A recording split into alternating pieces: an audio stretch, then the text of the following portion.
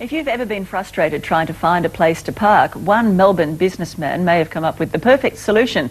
Francis Armstrong has created a website that you can use to find an available inner city parking spot at a pretty reasonable rate. But now, one local council says he's probably breaking the law. Well, Francis Armstrong joins us now from Melbourne, and from our GTV studios, the Mayor of the City of Yarra, Councillor Kay Meadows. Good morning to you both. Good morning, Tracy. Good morning, Tracy. Good morning, Councillor. Francis, let me start with you. Where did this idea come from? How did you come up with this? It's actually came from a need that we had at work. The company that operates Findacarpark.com operates in a building that has 2 car spaces, which clearly wasn't enough for all the employees of my company. So what my employees have been doing is that they've been just feeding the meters locally and moving the cars every 2 hours. This was becoming an expensive exercise for them, obviously. So we've done a mail out to the local residents, and that's how they were able to secure their parking spaces. All right, so you did a mail out to the residents around your business premises, and that obviously gave you an idea that if you were looking for something like this, lots of other people might be as well, yes? Correct. All right, so what happens? Is it the case that I might have my carport free during the day, so I'm prepared to lease it out and I advertise it on your website? Is that the way it works?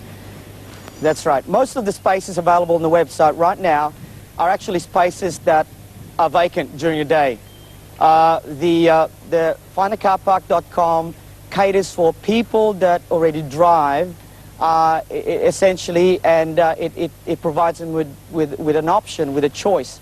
So it's not, it doesn't target, Findacarpark.com does not target people that actually take the public transport. Okay. As much as the concept is a good concept, to suggest that public transport users might be swayed in their behaviour because of Findacarpark I don't think is tenable. Okay, you figure that you're targeting people who are going to use their cars anyway. Councillor Meadows, what is wrong with this plan? It sounds like pretty good sense.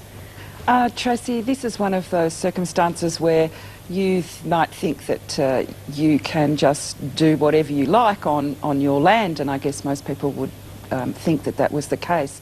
However, planning laws in different states are actually quite complicated things, and so what that means is that people who are thinking about entering into this really should check the details and make sure that they are in fact able to do this under their various planning laws in their particular state. But this sounds like a community that's cooperating to solve a problem. If it gets cars off the street, say in your municipality, if it gets them out of shopping centre car parks where maybe they're taking advantage of being able to park there all day long and taking spaces that shoppers would otherwise be using, surely it's good sense.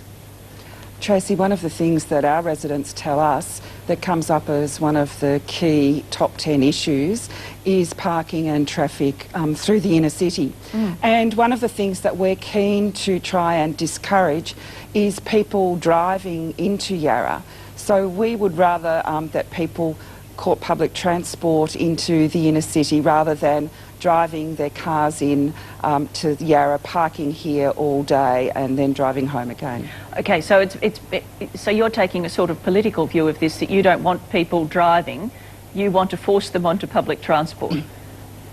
One of the things that we experience here and our residents tell us is a big frustration to them is traffic and parking issues in the inner city. So certainly as we need to move to a much more sustainable outcome, we believe at the City of Yarra that it's important that we get as many people onto public transport as possible. Okay, Francis, just very quickly, but how do you get over body corporate rules? Let's say I have an apartment and I have a space available during the day. Do you check with the body corporate whether I am allowed to advertise that space on your website? Do you do that sort of regulatory stuff, or is it up to the person who's... No. No. Up to the person. Our advice to them was that take it on a case-to-case, approach their body corporate, find out the rules that they have on their particular apartment, and so it needs to be done on a case-to-case. Okay. And the website is very clear in providing all the information to arm a lot of the users of the website to go and check with the appropriate regulatory bodies, whether it be body corporate or the councils. All right. Okay, thank you both for your time this morning. Thank you, Tracy. Thank you, Tracy. Thank you, Councillor.